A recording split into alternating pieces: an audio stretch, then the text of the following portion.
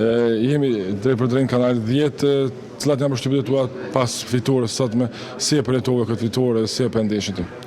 Po, shumë i knasht, kemi arritë diçka, një moment historik, ama me shumë humilitet, do të me nejtë me kom për tuke dhe se e kena edhe një lojë dhe halo nuk e kena kry misionin.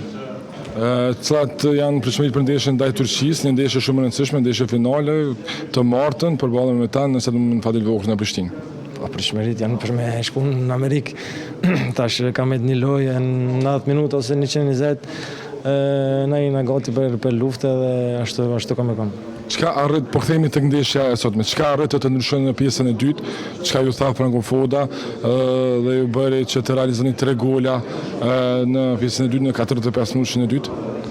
Po se janë, vetëm me pas vetë besim, me vazhdu me luq ashtu qysh edhe më gollin e parë, sepse kur janë nisëm kur fillum me lue, ata patën shumë probleme dhe vetëm me vazhdu ashtu, i morëm 2 golla me të vërtet moment shumë vështirë, edhe kjo që e banu me këthy rezultati 2 herë, tregon që kemi luajtur si familje me karakter, edhe të ban me komat fort, edhe kjo vetëm me pas besim edhe me vazhdu me lu njëri për tjetrin.